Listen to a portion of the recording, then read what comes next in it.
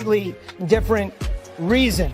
Steph Curry, you know it, performance from the ages, the Golden One center, rocking one more time, which has been the best opening round playoff series, and Curry would silence them real quick. Warriors totally unreliable on the road, so just give it to Mr. Reliable. Passing Ray Allen for the most career threes composite in Game 7s with 23. Why smile at the camera when you can stare it down? But the Kings had their best season in 17 years. Won't go quietly. Sabonis running the floor. He'll get some all-NBA third-team votes. Kings by 2 at the break. They won Game 1, Game 2, Game 6. Can they win Game 7 in the third? The Warriors have owned the third in this series. Look at that from Curry.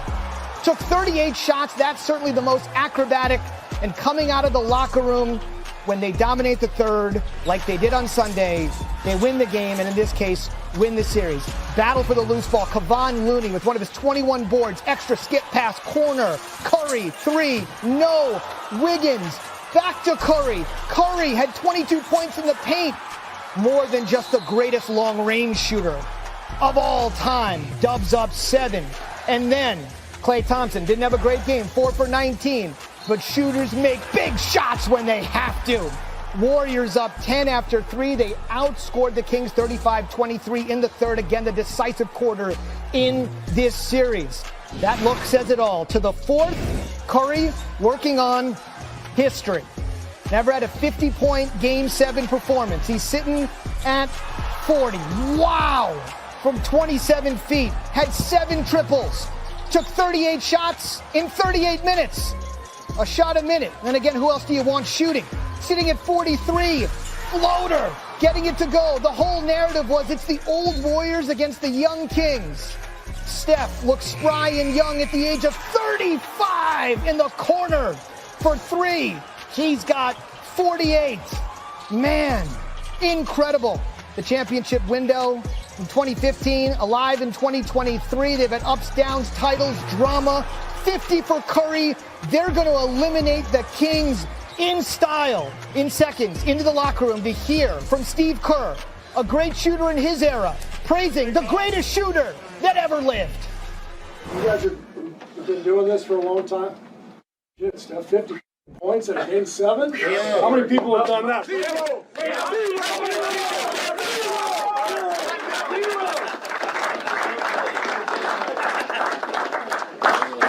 This is why you guys are champs. Tonight was an example of why we are a championship team. This is hard. Like, this is winning at this level.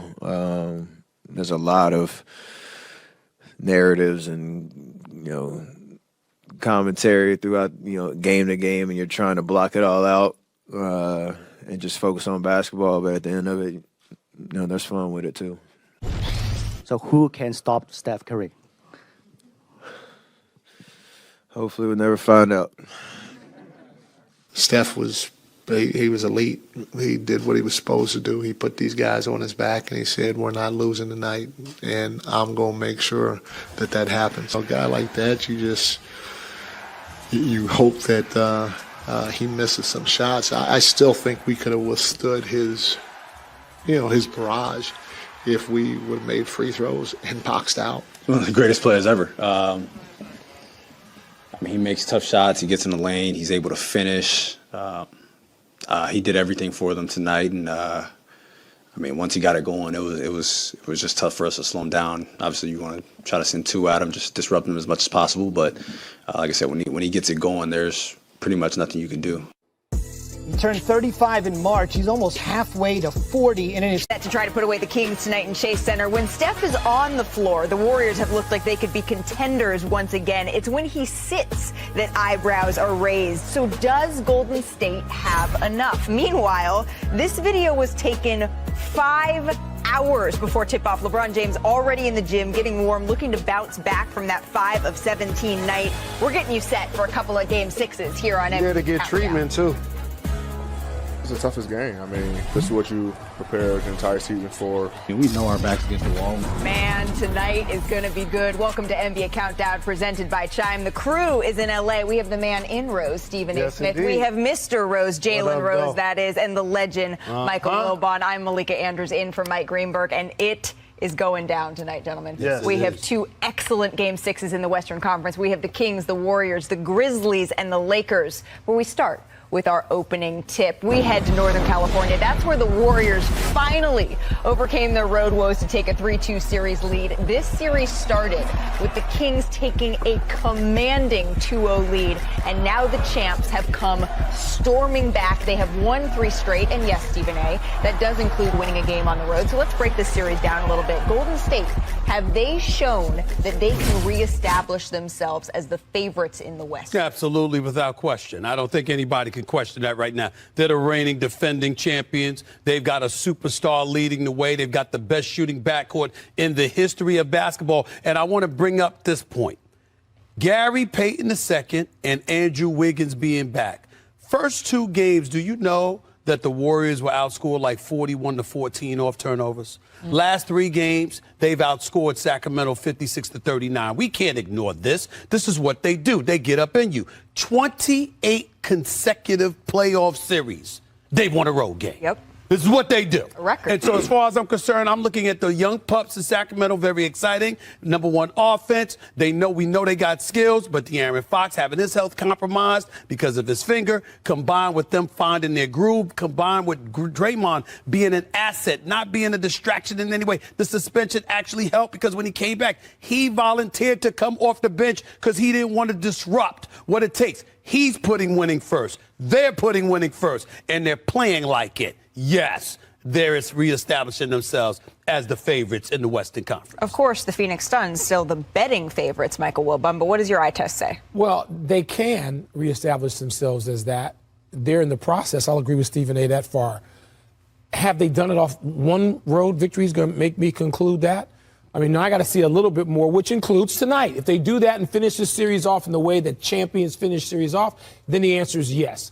If they don't, and this somehow goes 7, we're back to where we have been. The playoffs have been fascinating because there hasn't been a favorite. Milwaukee started the playoffs as the favorite. Goodbye.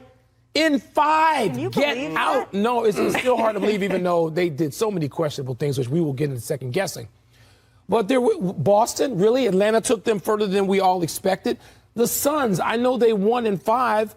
But the Suns have a great day. Chris Paul went on the record saying, we are still figuring this out. They played 14 times together. That's what is that? That's a sample. That's a month, Jalen, right? Yes. Basically of an NBA season. So who is it that has established themselves? Philly, we don't know about Joel Embiid's health. Sure. So the Warriors can. They may very well. But I got to see tonight. I got to see them finish it off. They can't have any surprises like Boston had, and let a team take them longer and deeper into a series than they should. Can I acknowledge a team that is a number 1 seed that's actually still playing? The Denver Nuggets. We got to stop overlooking them. But the problem for them is I don't think they could beat the Phoenix Suns. So they're my favorite. The Golden State Warriors are in contention. But I agree with both of these guys. You got to close it out tonight. You can't allow the Sacramento Kings to force turnovers like Stephen A. said and get points off of them. You can't allow the Sacramento Kings to defend the 3-point line. And for the Kings, if you're going to win, everybody has to up their level, knowing their best players hobble. Sabonis under his season averages in points, rebounds, and assists. Monk missed a big-time 3-pointer late in the game. Harrison Barnes going against his former team early in the series, missed a 3 late that could have won the game. They're going to need those guys, Herter and Murray, to actually play above their regular season averages if they're going to have a chance. 3-point field goal percentage. You look at Herter, he hasn't been impressive. You expected more from him. The only person, I mean, he's been worse. LeBron has been bad to the point where he's been as bad as everybody but that guy. But I will tell you this.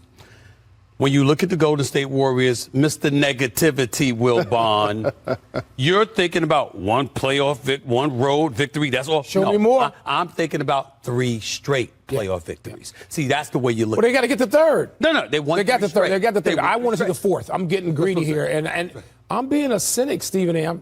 Yes, Wait a you are. minute. How did I switch places with him? I know. The professional cynic over here who's got people retiring. He should.